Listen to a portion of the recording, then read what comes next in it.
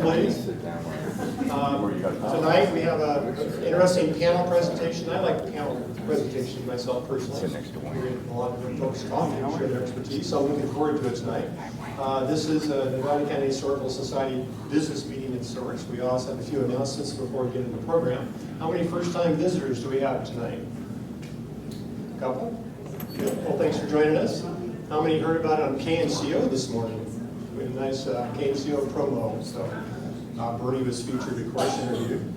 Thanks for coming. We do this the third Thursday of every month except December. It's free, and we serve refreshments afterwards. You can't beat that.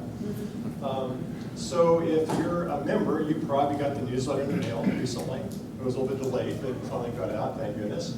If you're not a member, you should be. And we have envelopes in the back of the room to become a member, and also pick up one of our brochures that tell about everything we do in all our museums. But more importantly, you'll be getting a quarterly headlamp, newsletter, and our bulletin, which most of us memberships really like to read the bulletin for sure. So do consider signing up. But also, we like to do announcements. I don't see Kathy here tonight, but Jeffrey has a special announcement from the Mining Museum. Let's go into that, Jeffrey. Of course.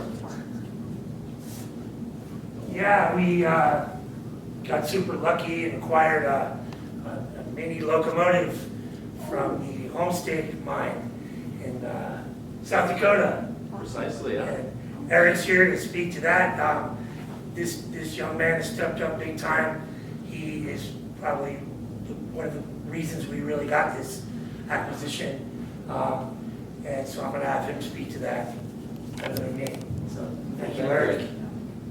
Thank you very much. Probably won't really need it. I've given 4 or 5 tours already today, but I think I'll get used to my volume. So there we go. Thank you for the back.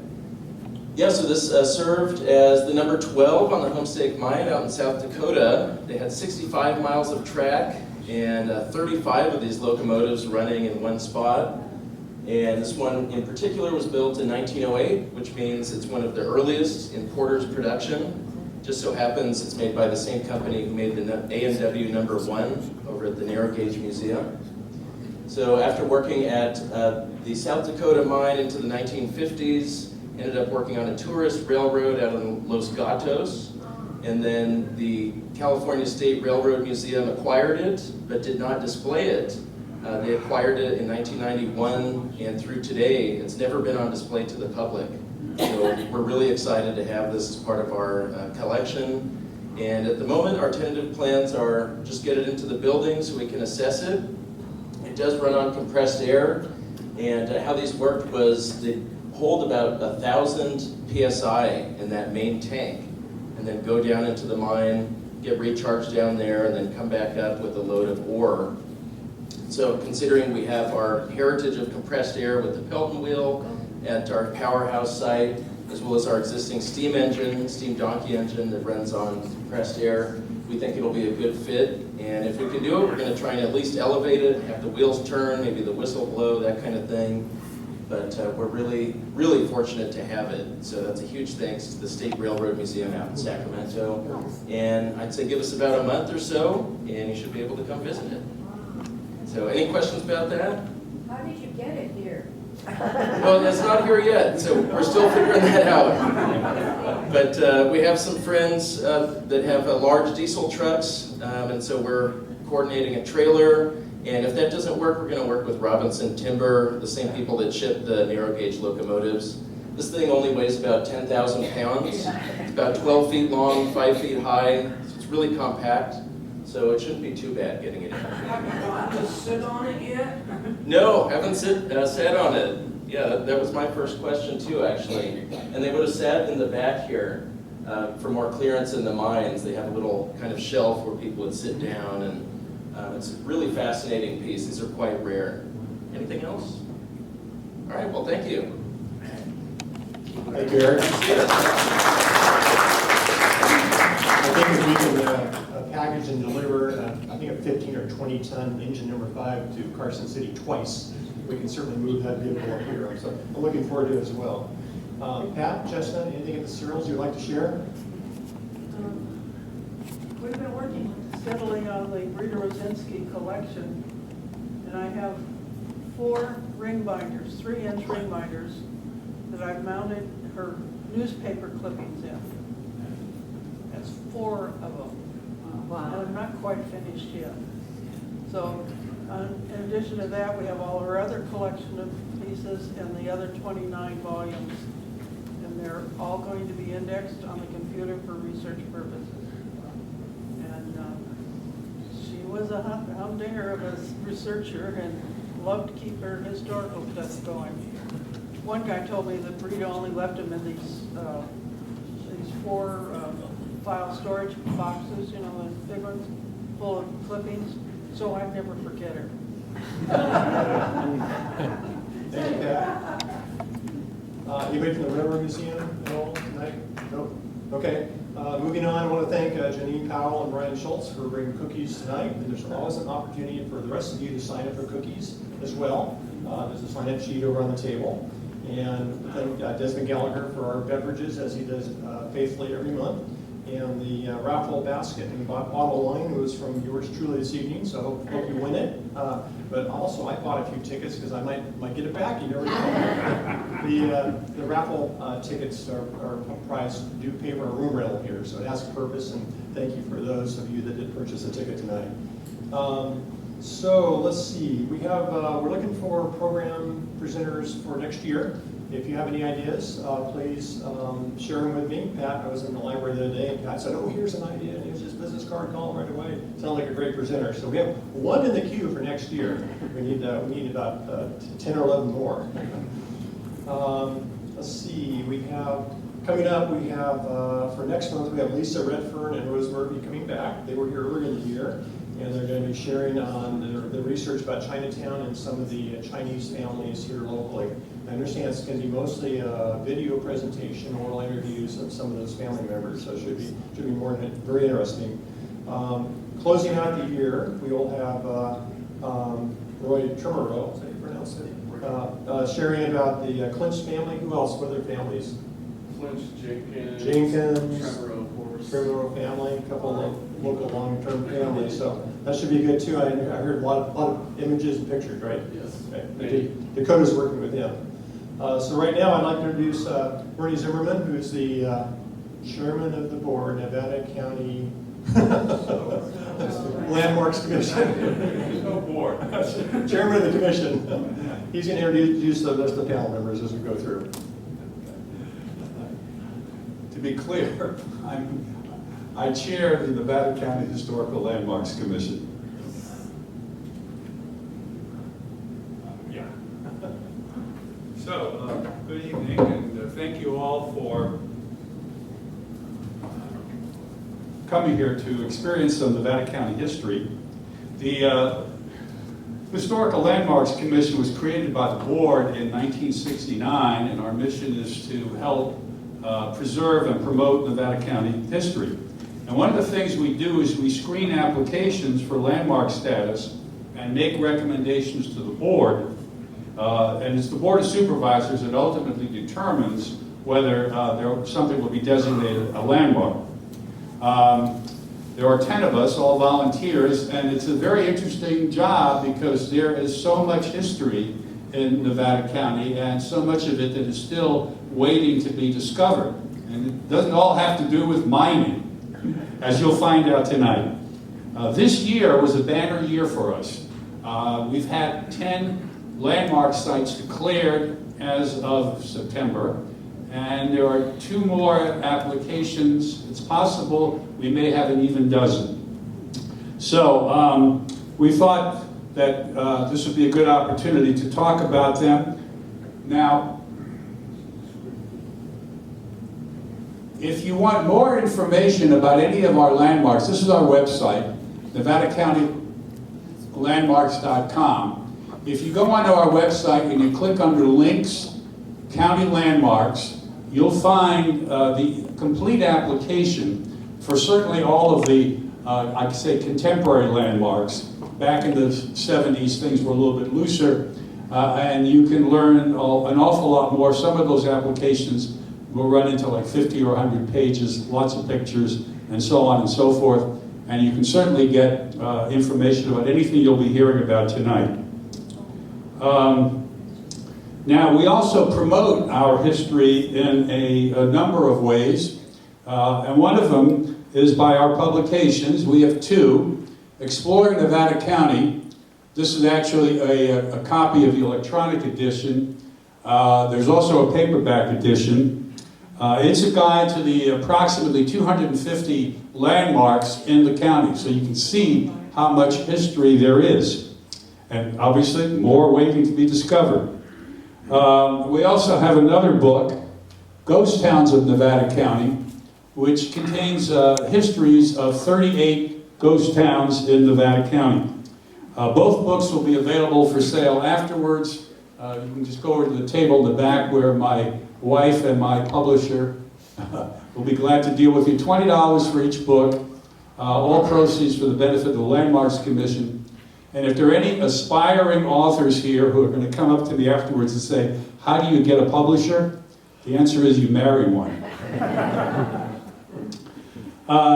So now on to the landmarks. The first landmark that was designated this year was the San Juan Ridge Tapestries in early January. Now earlier this year, Commissioner Bruce Boyd gave a presentation to this group. Hopefully I can see people nodding their heads. So I'm not going to talk about those, but I will tell you this. They're really worth seeing. 12 tapestries which depict the history of the San Juan Ridge. They're in delicate condition. They're actually inspired by the Bayou Tapestries, but they're not that old. The Bayou Tapestries were commissioned after the Battle of Hastings in 1066. But they're as delicate as the Bayou Tapestry. So they're only on display rarely. And if you're interested in seeing them, and they're worthwhile, they're usually displayed at the North Columbia Schoolhouse Cultural Center. So if you just go on their website, you can figure out when they'll next be available, or if you know Bruce Boyd, you can contact him directly or contact me. You know, there are ways of doing this. So that was our first landmark. The next one was the Grant Schoolhouse. Its designation was NV 2502. And it was landmarked on March 11th. In fact, we dedicated the plaque last weekend. Maybe some of you were there. So I'll now turn it over to Commissioner Mike Kochis, who's from District 2, who was instrumental in guiding that application along. Mike?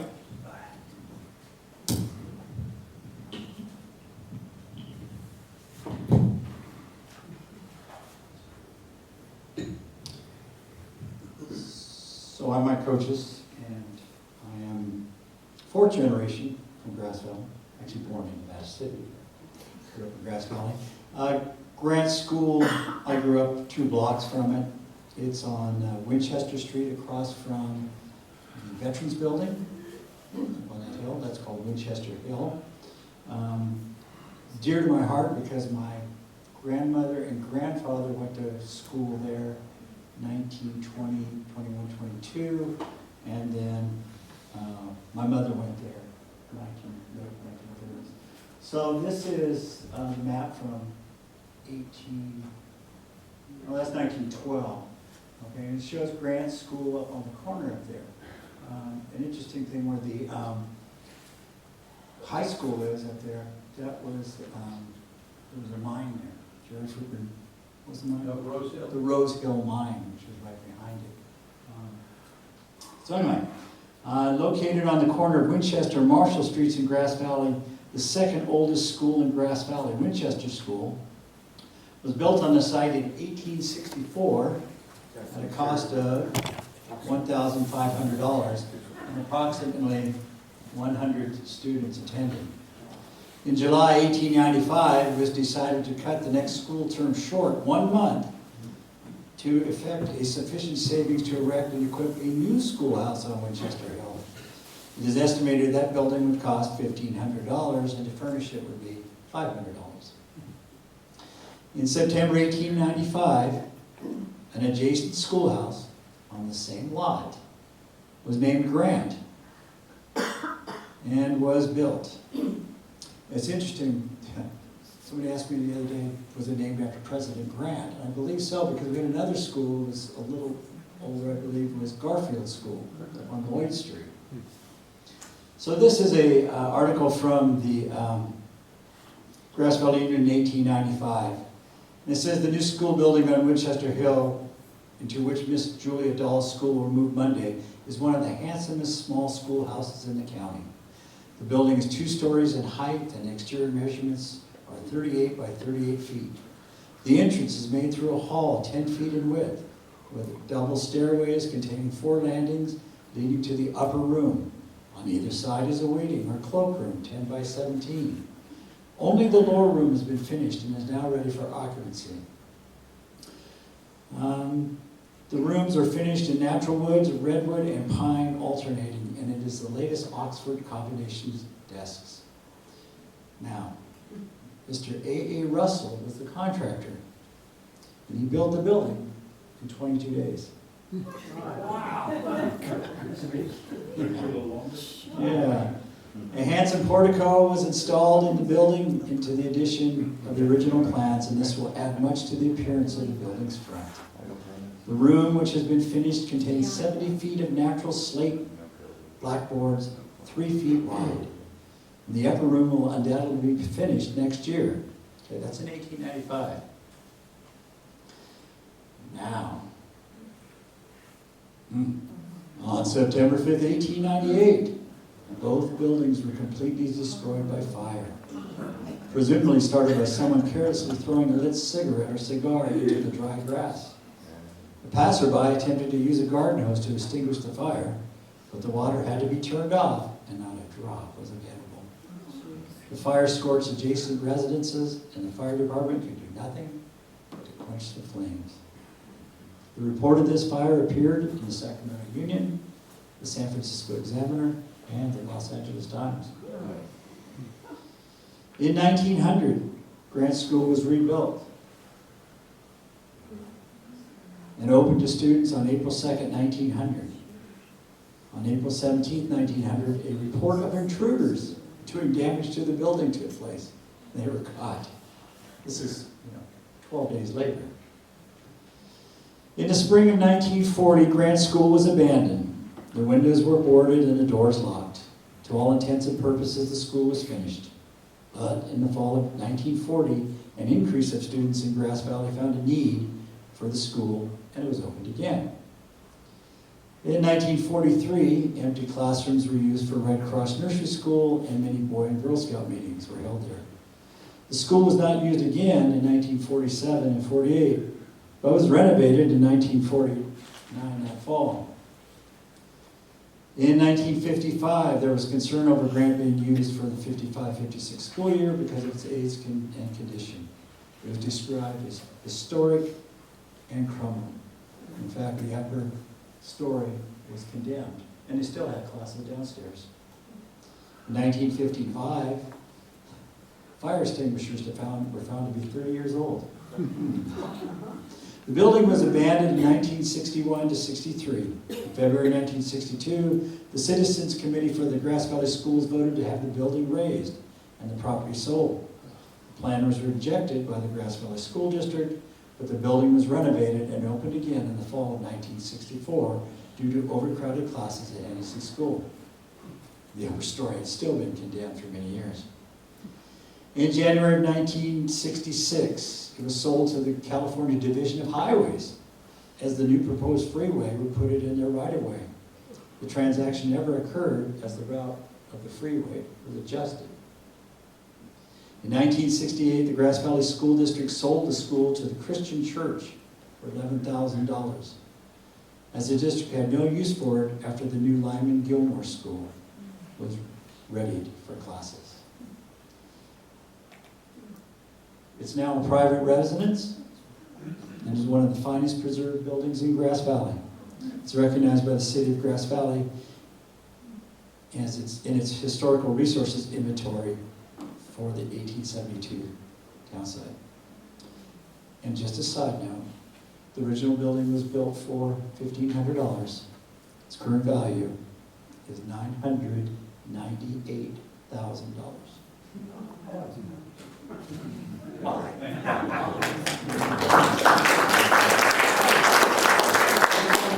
the end.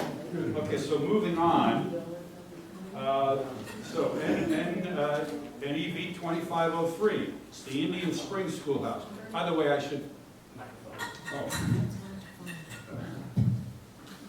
should mention that Mike's a retired teacher, and he's been very instrumental in getting a lot of these schoolhouses a landmark. Our goal would be to try to landmark all the ones that remain. There were about, I think, 68 schoolhouses built in the second half of the 19th century.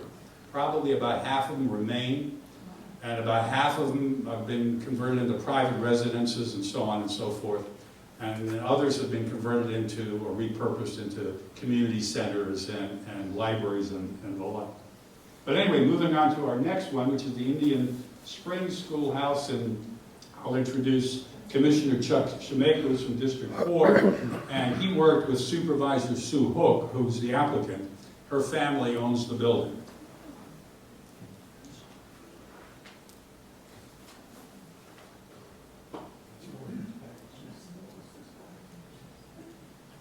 You want me to work first? You were before me.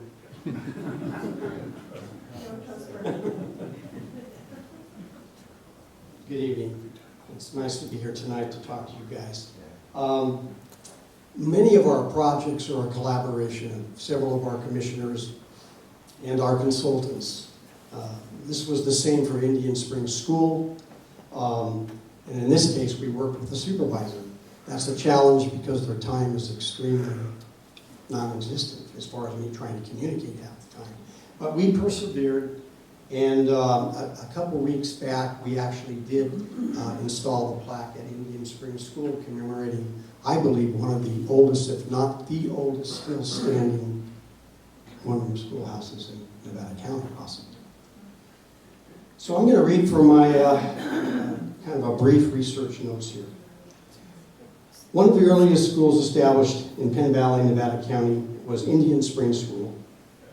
Henry Louis Hatch came to Indian Springs from Vermont in 1852.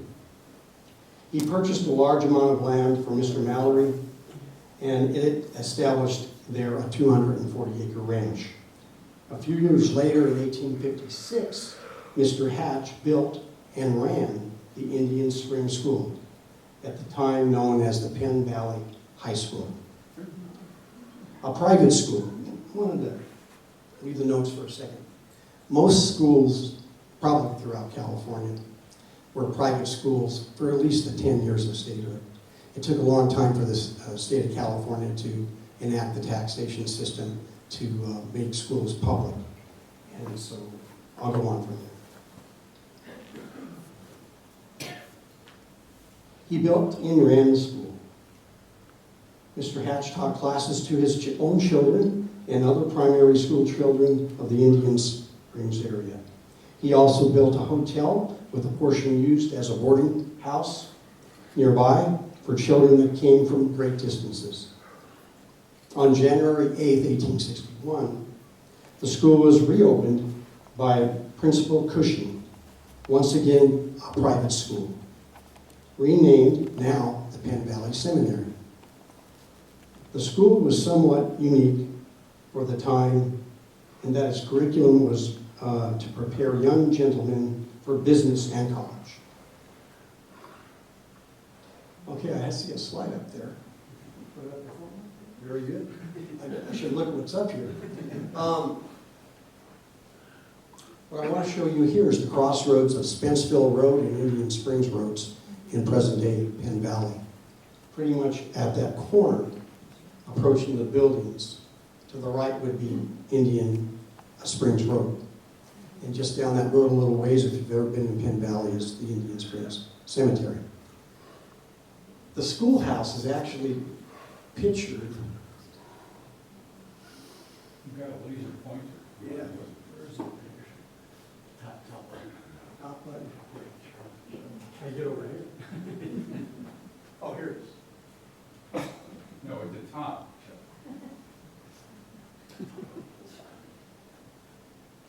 There it is. Indian Springs Schoolhouse.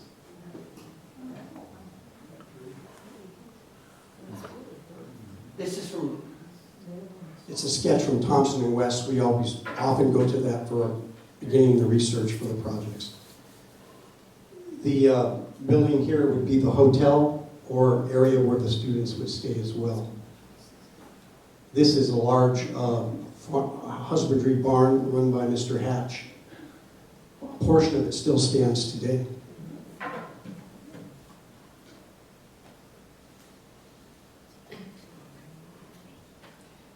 Continuing, Indian Springs School continued to operate as a public elementary school. Whoops, I forgot something here.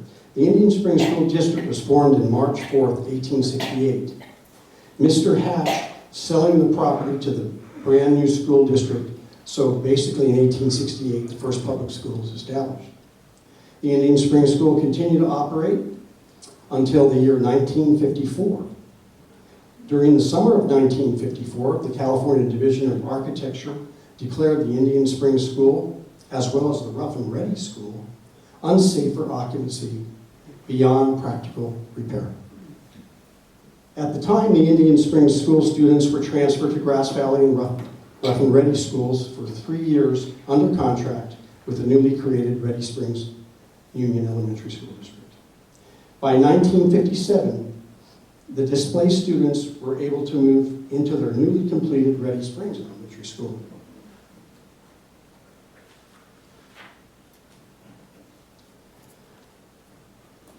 In December of 1954, Lowell Robinson purchased the now vacant Indian Springs School property at public auction from the new established Ready Springs School District. For the next several years, the old Indian Springs School building continued to be used as a community meeting place. And by 1957, the Indian Springs School was renamed the Indian Springs Community Center and Hall. This building served as the community center and hall, and you can see it probably is one of the oldest standing buildings, as well as a church for many years. It is affectionately known today by the locals as Old Indian Springs Schoolhouse. The property remains in the Robinson family to this day. Sue Hook is a Robinson member, and she's fifth generation.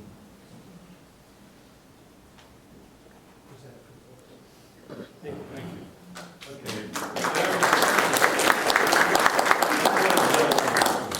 So Indian Springs was landmarked on April 8th. 2 weeks later, April 22nd, the Grass Valley Elks Lodge, 2504.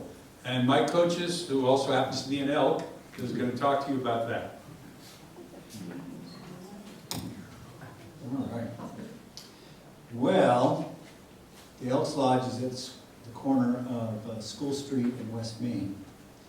And on January 27th, 1900, the Benevolent and Protective Order of Elks instituted a subordinate lodge in Grass Valley. John F. Kidder, owner of the Nevada County Narrow Gauge Railroad, was selected as the first president, or we call him exalted ruler, of this new lodge. And he brought along with him many of the other influential men of the time. Again, after 12 years of renting various halls for holding weekly meetings, the lodge decided to build a home of its own. The lodge had accumulated a treasury of $8,000, which was invested in good securities by the trustees. The Grass Valley Elks Lodge, Grass Valley Elks Hall Association was formed and incorporated as a stockholding company for the new building. The stock of the corporation was sold to members only at $100 per share with no interest. These are the stocks. I'll have these over on the table. And I found the book of them. So I do have these available. But anyway, so $100 a share. The corporation also had to borrow money for a total of $30,000. So they got this money. Now they need to place the building.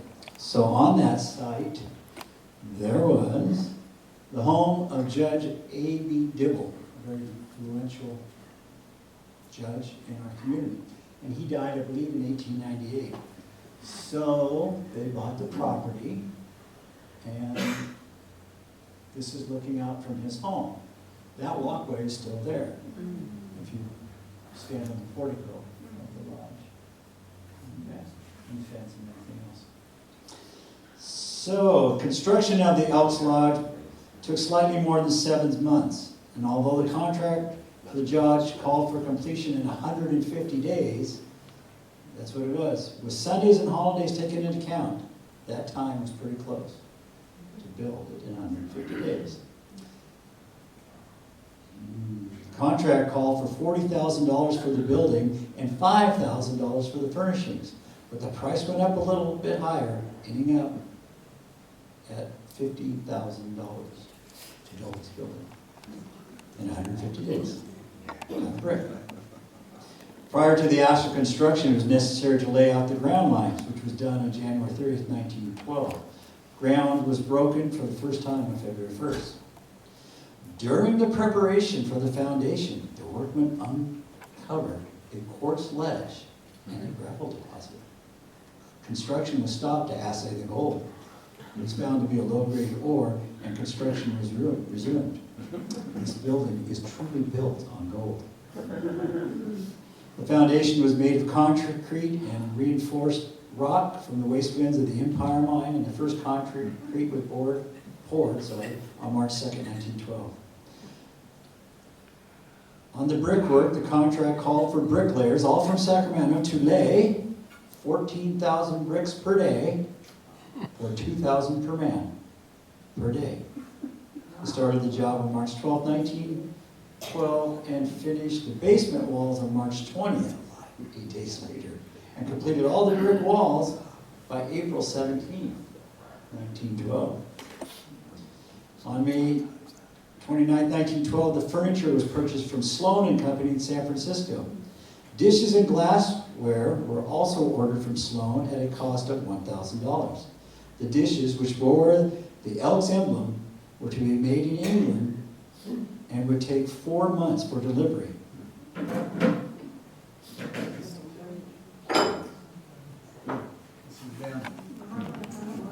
So we still have full sets, and I'll have this out there. So these are 112, 113 years old, and are still being used on special occasions. I was giving a presentation to a group of dignitaries, and they were all eating off it. And I was explaining this exact same thing, and one of the busters dropped material, a big shatter. Oh no! So they're still being used.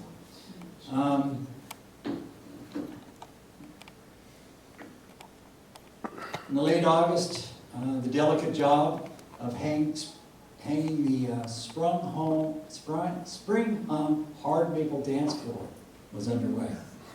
It's still being used today. The dance floor, and people come from all over to use it. It was finished in the fall of 1912, and the lodge was dedicated on January 28, 1913.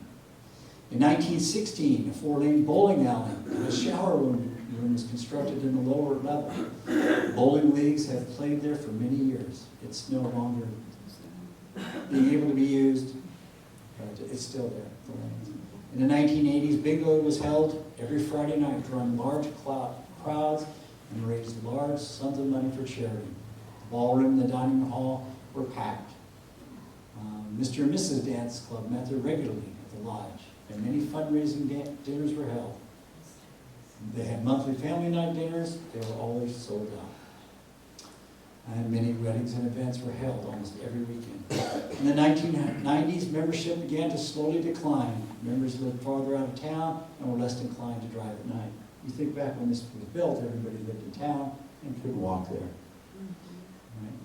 Then in 2019, the COVID pandemic shut down the lodge for well over a year, and many members failed to return, and it was when it was reopened. Members could not be found to fill the officers' chairs, and those who were left were overwhelmed with trying to keep the building afloat. In 2022, it was decided to merge with Auburn Lodge, number 1691, in an effort to save the building which we did, and it is now Auburn Grass Valley Lodge number 538. And there it is today. There's a lot of upkeep.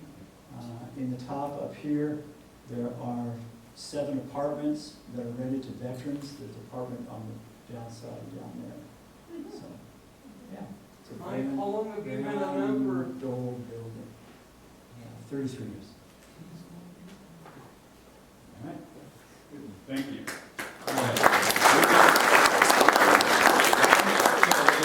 On May 27th, we come to NEB 2505, which is the Nevada City Substation at 505 Factory Street. The applicant was Gaby Brink, the property owner, and the founder of Tomorrow Partners, a design studio, who will tell you about the landmark and what she has done in renovating it. Spoiler alert, she didn't do it in 22 days. Oh, boy. It's such a pleasure to be here and tell you a bit about the Nevada City Substation, which you can see here on the left. This photo is not exactly dated, but it's somewhere in the range from 1896 to 1901. The first appearance on a map that I could find was from 1896.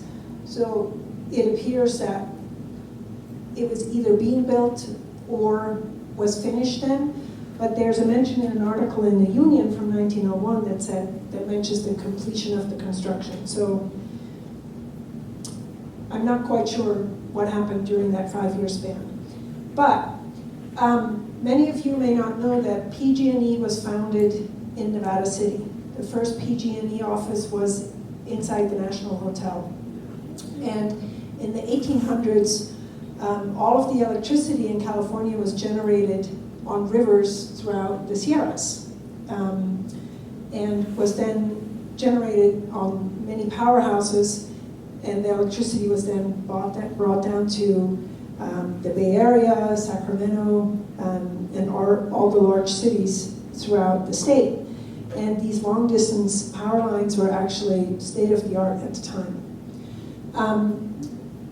The power plants here also powered the many mines, and they generated electricity at 5,000 volts, which was a lot. So when Nevada City, the town, first became electrified, this substation was built, and you can see these power lines coming in. You probably all know this building, but when you stand in front of it, you see these holes on the side. So on the other back side of what we're looking at here, the power came in from the Rome powerhouse, which was on the South Yuba.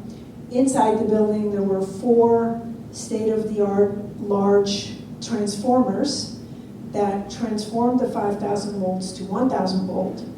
And then the power came out on this side of the building through these power lines. And when the city first turned on its light bulbs, the electricity came from here. So the reason this was built like a tank with these 18-inch thick granite walls is that those transformers contained oil. And they thought if there ever were to be a fire, they didn't want to burn down the town. So that's why it's built like a fortress. So last year, I was lucky enough to acquire the building, and that's the shape it was in when I bought it.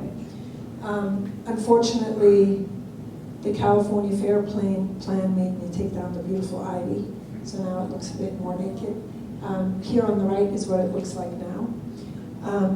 And I'll give you, Bernie asked me to give you a little bit of a tour of the renovation process and how it looks now.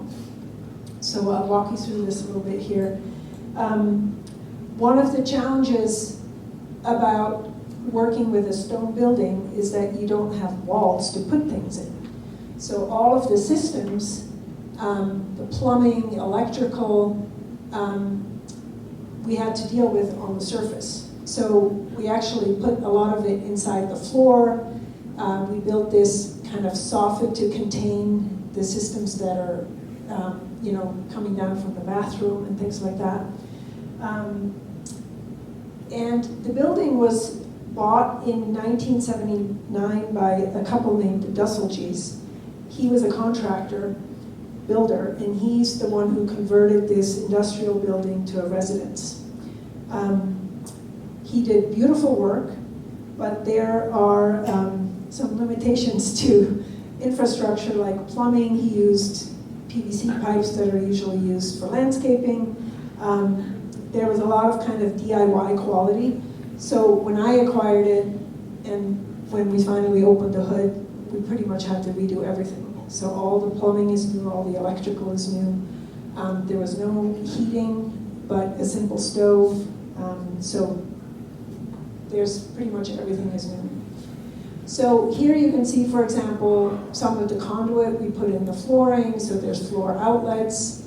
And we just couldn't hide some of it. We just kind of had to embrace exposing some of these things. So like the bathroom has this big copper pipe for the exhaust, but we integrated that into the design. So, it still looks interesting and beautiful, and we just embraced the fact that it looks kind of industrial. The upstairs was very cave-like. It had these wooden walls, and the 2 bedrooms were very, very dark because they just had small windows. So one of the things I wanted to do was to bring light into the space because it's kind of cavernous. So the first thing we did is some demo. I took out, all of the main, here you can see these wooden walls. This is very much lit by the photographer. The images on the left are the before, the images on the right are the after. So you can see in this, on this side, I took out the ceiling in one of the bedrooms to really open it up and make it taller. And then you can see here on the right side, when I took out the wooden walls, I replaced them with these large glass panels. So the upstairs is this atrium of glass on all sides. So the bedrooms have glass walls, and over here are the bathrooms. They have these frosted glass walls, and it just really illuminates that space beautifully. The spiral staircase was also installed in 1979-80, and so that stayed. And then I created these new railing panels, guardrail panels, to kind of integrate with the staircase. So there's very much a blend of old and new, old materials and new materials. Here you can see the bathrooms on the left side. They also were very, very dark, and so we completely redid them and actually added a bathroom. Oops. Before there was just one bathtub and then this kind of half bath that just had a toilet and a sink. And we added a second shower to have 2 full bathrooms. So this is looking up from the downstairs. And again, here you can see the previous, these kind of flimsy wood walls that were there. And here you can see the kind of surrounding glass panels to really take advantage of the skylight in the ceiling to really bring the light into the upstairs. During the remodel of 1980, the other thing they did is on the back side, they added this beautiful sunroom. And one of the things is they had these indoor windows and this door. And one of the first things I did is I took those out and really opened up that space to kind of unify the main living space with that beautiful sunroom. So that's how this area kind of got opened up and really makes the inside feel more integrated. This space also didn't have any insulation, so it was very cold in the winter and hot in the summer. And so we added a bunch of insulation in that space as well. This is the kitchen that was in there when I bought it. And That was also modernized. There was not a lot of storage. I don't even know where they had the fridge. When I bought it, there was no fridge. And then when I started thinking about the redesign, I thought, where's that fridge gonna go? So we had to be a bit creative about it, but we ended up installing an island to add more cabinets, and I didn't want to have any upper cabinets so that the stone walls could really be exposed. So it's all lower cabinets and a beautiful island, and yeah, and granite countertops. This is the main space on the left, where you can see there was this old stove that was actually quite dangerous, so we couldn't use it. So we ended up taking that out, and we installed these mini splits that work for both heating and cooling. So that's the space. Thank you so much for Thank you, Gaby. We're very fortunate to have people like Gaby who keep sort of historic buildings like this alive by renovating and repurposing them. Same is true for Grant School. Ari Roulette, who I guess you didn't have any pictures of the interior, but again, it's been beautifully repurposed. So moving on, June 3rd, NEV 2506, the Kneebone Ranch and Cemetery, which is located in the Spenceville Wildlife Area, which meant that we had to get state approval for the landmark. Not one of the better parts of our job. It took 3 years, and it wouldn't have happened without the persistence and dedication of Chuck Scimeca. The applicant is Karen Hill, who is a descendant of the Kneebone family and lives in Atlanta, Georgia. Chuck?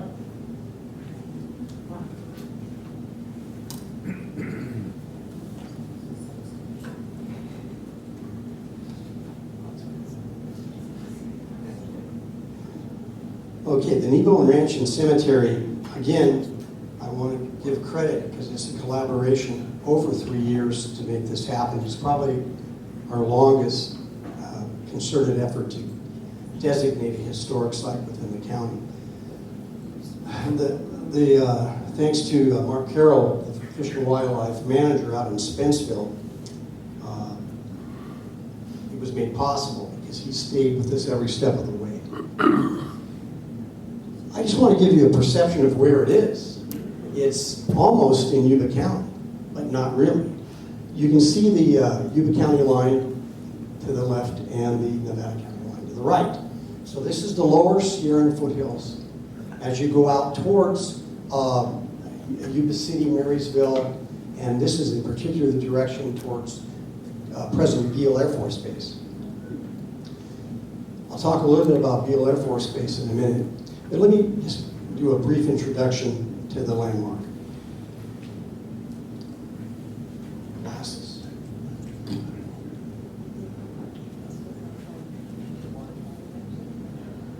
The site is in the Spenceville Wildlife Area. It's owned by the state of California Fish and Wildlife Department. This landmark commemorates pioneer Teamsters. In particular, the contribution to early freight transportation within Nevada County. These are the semi-truck drivers of their day. This was a Teamster family known as the Kneebone family under the patriarch of Joseph Kneebone, who immigrated from Cornwall in the late 1860s.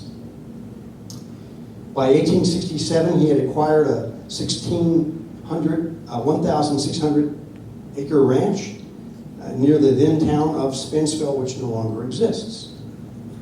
He started a successful teaming business together with his sons Andrew and Joseph.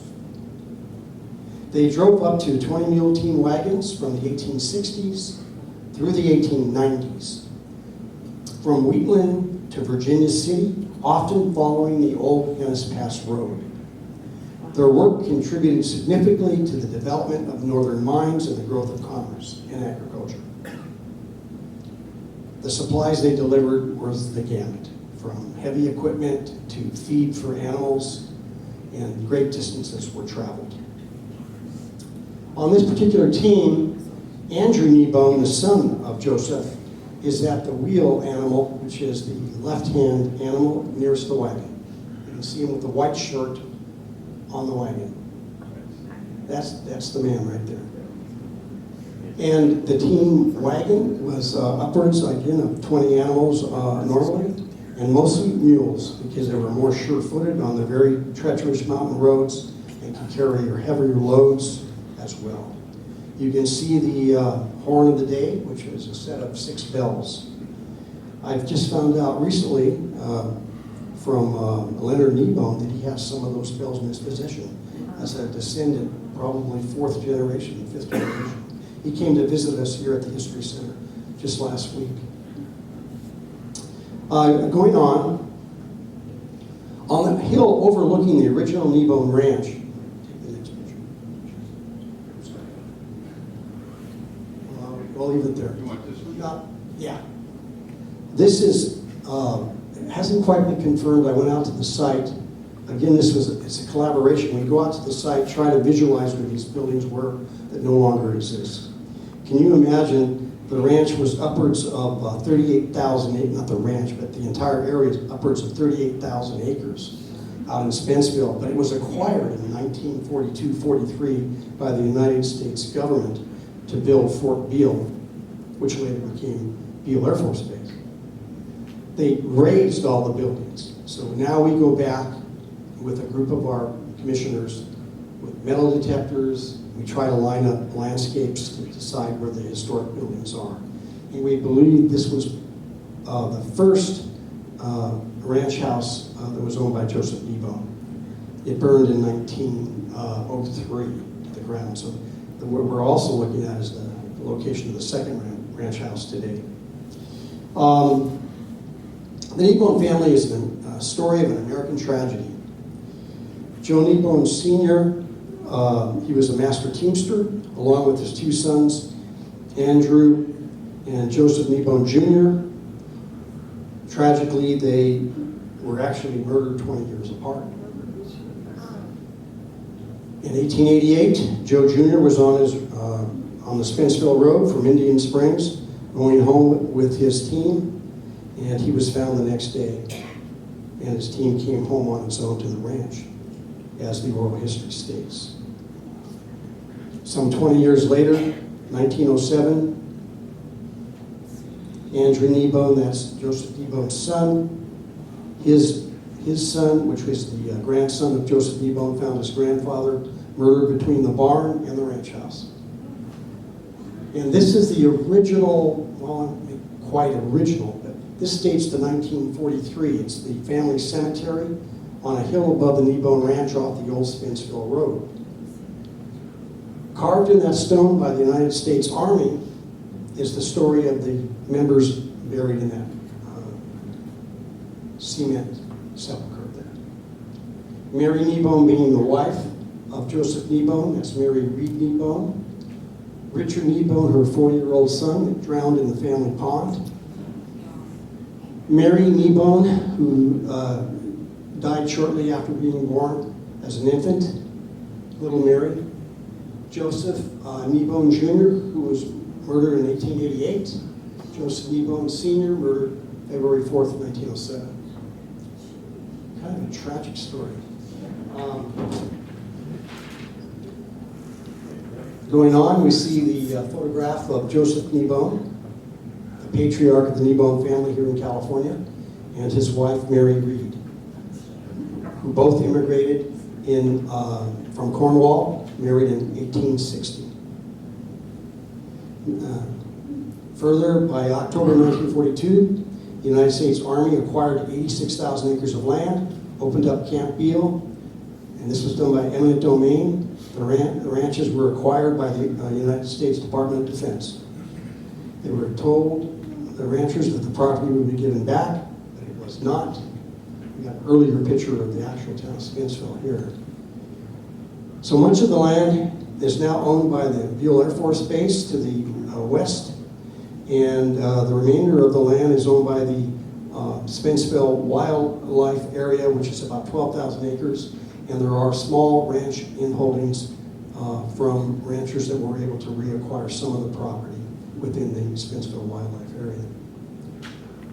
The picture there is the copper mine in the town of Spencerville, probably circa 1890s.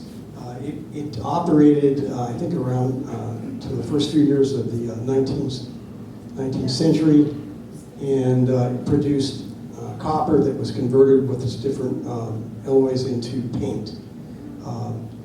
It was thought to be a superior paint, but as new technologies came out, it made it antiquated. And the town closed soon after the mine closed. And one of the things I do want to mention about Spencerville, the name comes from Mr. Spence, who was a druggist here in Nevada City. He was a very successful merchant, and he donated and built the first school that was in Spencerville. I'm going to put a few pictures up here that show some of the things that I just talked about the Kneebone family and ranch, for you to look at after the program. Stay right there and move on to Mount Lola, which is 2507, landmark August 12th.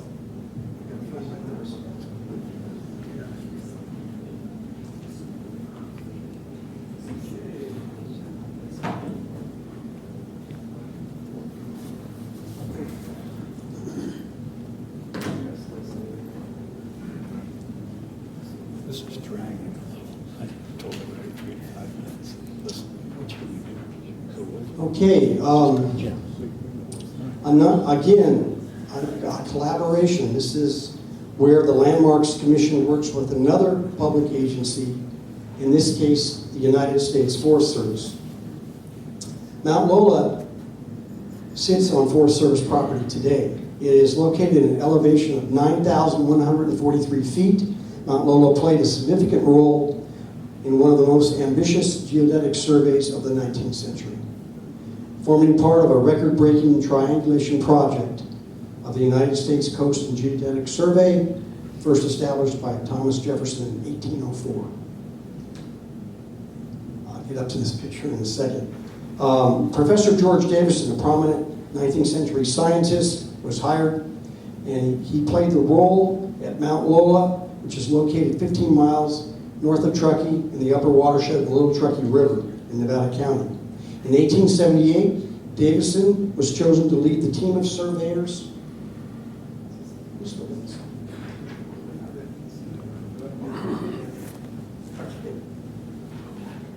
Okay, go back. Yeah.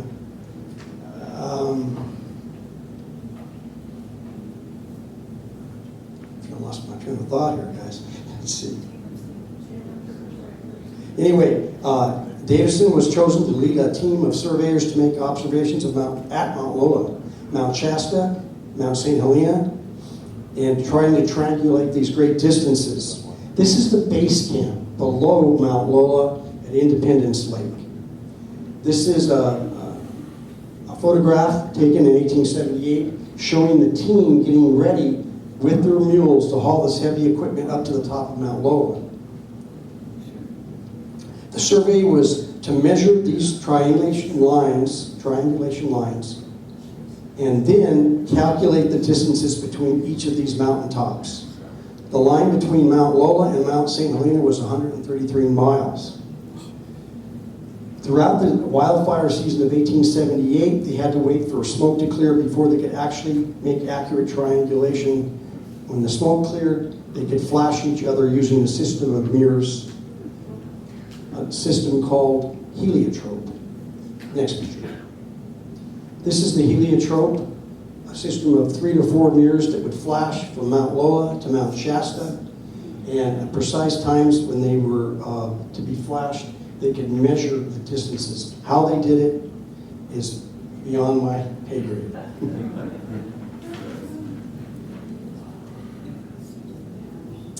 So, the actual event occurred on August 1st, 1878. George Davison, team member on Mount Lola, and team member Benjamin Colonna on Mount Shasta, finally were able to see the flashed mirrors on that day. And I quote from the diary of Mr. Colonna, who was on Mount Shasta. At sunrise, I turned my telescope in the direction of Mount Lola, and there was the heliotrope, 169 miles off, shining like a star of the first magnitude. I gave a few flashes from my own, and they were at once answered by flashes from Mount Lola by Mr. Davison. The success of this survey was a point of national pride and set new global records demonstrating American scientific prowess in advancing the accuracy of continental mapping. Evidence of Davison's work can still be found on Mount Lola today. I want to show you the base camp. On the right-hand side is the Independence Lake. Right off the white line on the lower corner would be the base camp. They had to hike around that lake up this steep ridge, about 6 miles with their animals and equipment to the peak at 9,160 feet, where you see that red line there. Next slide. Evidence of Davison's work can still be found on Mount Lola summit today, where a small rock structure remains. So this is the small rock structure in the center. It's the pedestal for the heliotrope mirror device that you saw in the earlier photograph. Beyond the work on Mount Lola, Professor Davison was a distinguished figure in California's scientific community. He served as the president of the California Academy of Sciences, became the first professor of geography at the University of California at Berkeley, and was one of the charter members of the Sierra Club in 1892.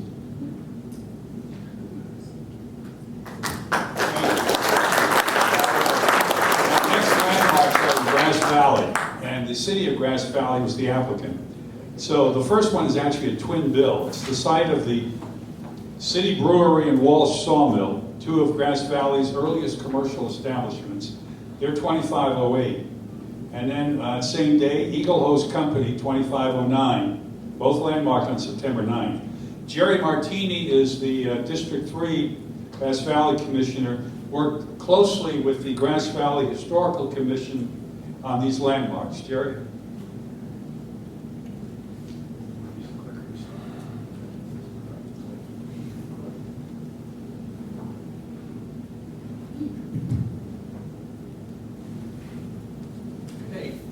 Nice to be here, and before we start, I have to say something very nice about a couple of our star history people in the county. Eleanor Barnes did very much with the research on both of these sites, and Teresa Poston out there somewhere put this together and made this a success.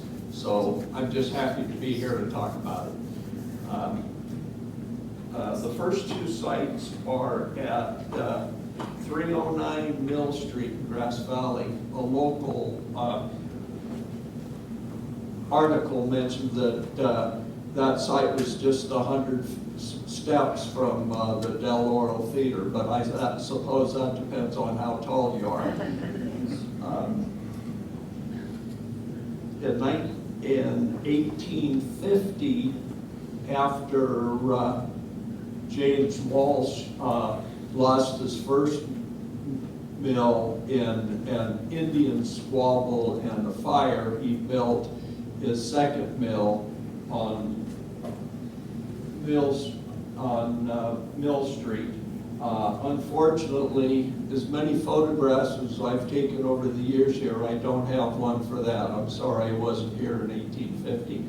This is the stone building that was built by Thomas Lodge when he took the property over and built his brewery. Back to Walsh to give you some idea of his importance. Bean's history states that the mill was the first business in Grass Valley and created the lumber for what became a city. Walsh was elected Justice of the Peace for Grass Valley. He was also chairman of the Board of Supervisors, served as the first state senator from Grass Valley, managed the Gold Hill Quartz Mine.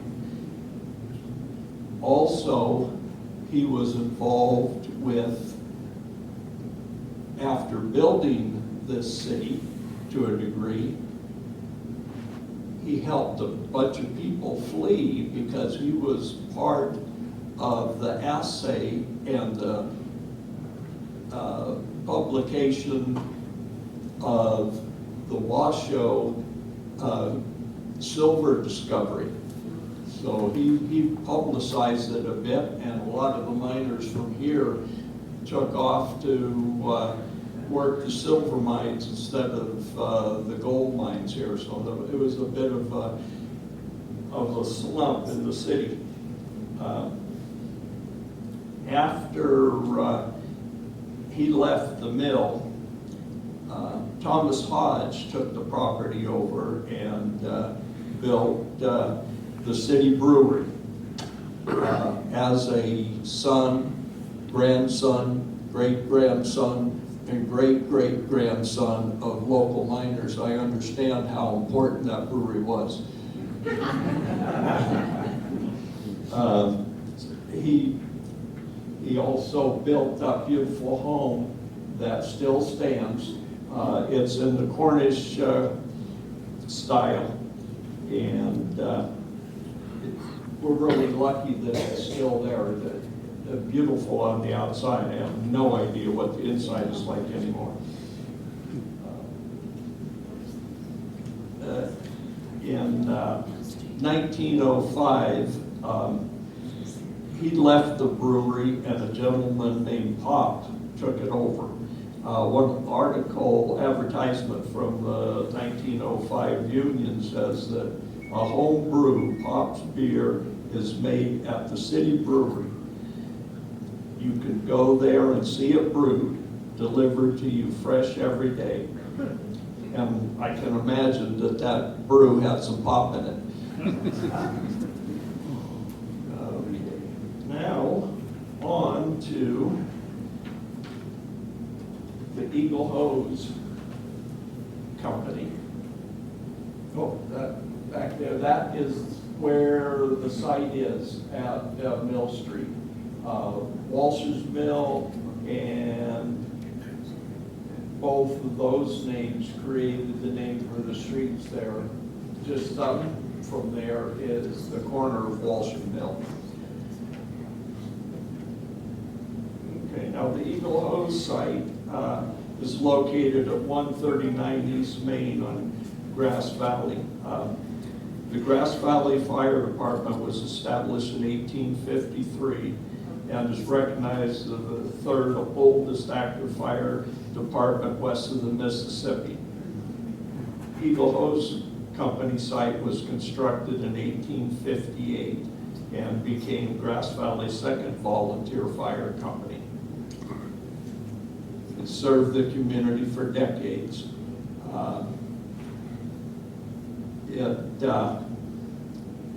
That building collapsed in 1937 in a heavy snowstorm. And the next building you'll see, one more. Nope, back, there you go. That's the present site. It was home for the Nevada County Fire Council for a number of years after they was no longer a volunteer fire department. Grass Valley Brewery, yes. Okay, back a step, and I'll tell you the story about those. As we grew up, this was the site of what we call the honker. It was a siren that was dedicated to placing the location of the fires that were pulled from these fire boxes. So everybody, the next one everybody had one of these charts in their kitchen. And as soon as the fire alarm went off, everybody ran to see if it was near their home or where it was. This gave indication to the volunteers on what neighborhood they needed to go to as they left their jobs. It was very important to the city. Also, I came across an article that in 1945, they developed a special code to alert everybody that we had defeated Germany, and on VE Day, they ran this, as soon as they got the word, they did a combination of bells and the siren to let everybody know that we finally wrapped up that war in Europe. On the previous picture of the original building there, you can see the bell up in the steeple. That bell has been saved, and it is on display at the corner of Auburn and Neal, where the little parking lot is there. So that hasn't been lost.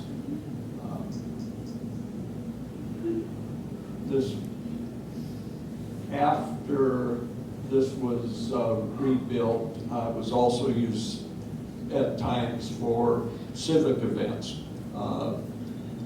Campfire girls met there, they had other events and whatever, but it was very important.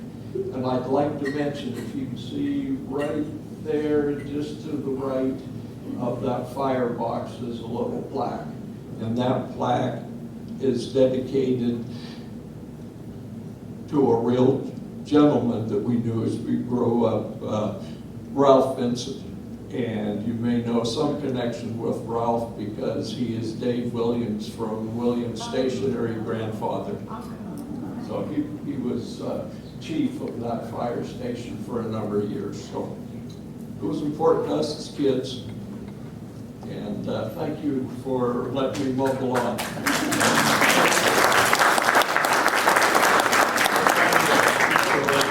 bear with us. This is our last landmark. The board, surprisingly, on September 9th, actually dedicated 3 landmarks. And the third one is Mule Spring, 2510. Another tribute to Chuck's perseverance, but this one didn't take 3 years. Chuck? 2 years. Another governmental agency endeavor. So again, a collaboration, a lot of partners, in this case, the U.S. Forest Service archaeologists, and finally, no, what am I saying? I was thinking about Lola, forgive me. This was thanks to Jeff Horn, the field manager of the Bureau of Land Management, and their local archaeologist, who we needed to work with. Mule Springs is between U.S. Forest Service property, above Dutch Flat. It is a very unique and important location in the minds of many. One of the main collaborators with us on this project was OCTA, the Oregon California Trails Association, a real fantastic group, dedicated people that want to preserve all the western trails from the pioneers coming from the east to the west. We worked with them, and they guided us, some of their metal detector people, trying to establish the actual trail of the immigrant trail, also known as the California trails that came to Mule Springs and ended at Camp Far West, which is near present-day Wheatland. Camp Far West was a fort built by the United States Army in the late 1840s. Reading from Mule Springs report here. It's located northeast of Dutch Flat, 1.5 miles southeast of McGuire Mountain on BLM land. Mule Springs is a segment of the earliest wagon road, first successfully followed by Captain Elijah Stevens in December of 1844 with the wagon train of 10 wagons, men, women, and children. The very first to breach the Sierra Nevada with wagons to California. In the early 1850s, Mule Spring became a favorite place for the early immigrants and their teams to rest while traveling to the Johnson Ranch near Camp Far West. Mule Spring remains embedded in early Nevada, California history for another reason. The reason is this. through a heroic effort provided by young men who left the Johnson Ranch in early 1847, who became known as the First Relief Party. They were the men that went on to rescue the Donners at the encampment near Donner Lake. Mule Springs, the First Relief Party stopped at Mule Springs because that was snow line. Mule Spring. Do you know how many times I've been corrected? I'm sorry about that. I know, but I'll never, I'm not going to keep saying it. Don't Yeah. forget that Mule Spring. Oh my goodness. Okay. Anyway, the relief party stopped at Mule Spring because that's snow line at that time in 1847, in February of 1847. They had to leave their horses behind. They had to put supplies and bury them in the snow so the bears wouldn't get them. And they could put as much on their packs as they could and then transfer to snowshoes to make it over to Donner Lake to rescue the survivors. There were 4 relief parties in all. Reading from the diary of John Martini, when we arrived, we saw a dark figure emerge from 20-foot deep snow. It was a frail woman's voice we heard. Are you the men from California, or do you come from heaven? Today, the California Immigrant Trail that passes by Mule Spring has been recognized by the National Park Service and is designated a National Historic Trail in 1992. And as of this September, it is a Nevada County Historical Landmark as well. So what pictures do we have up here? That is the rescue party that you saw in the earlier slide. Rescue party going to Donner Lake. And then the last slide, of course, is the present-day Mule Springs with 3 commissioners there trying to pose with Chairman Bernie taking the photograph. Thank you.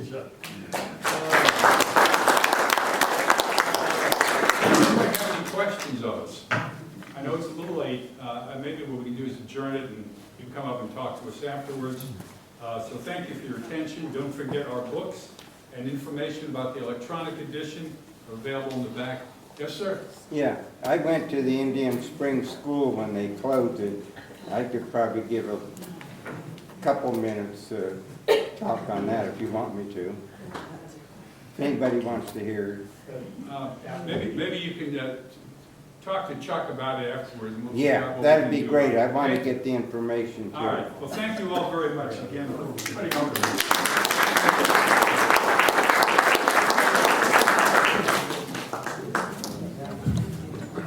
Thank you, Bernie, for organizing tonight's panel presentation. I should have introduced Bernie also as a new member of our board of directors, and he's our new editor for the bulletin. So you'll see his name more in print sooner and sooner.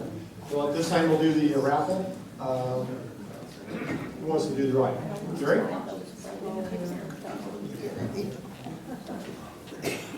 Okay. Everybody ready? Yes. 279861. Pulling the winning ticket out. 861. Okay. Congratulations. Yeah, we'll do the wine separate, so we'll have a second drawing. One more. He gets a choice. The next person gets leftovers. I was born in Nevada City 80 years ago. Winner number 2, 279899. In Valley. Congratulations. He Thanks for coming tonight. We'll stick around for some refreshments. Hope to see you next month.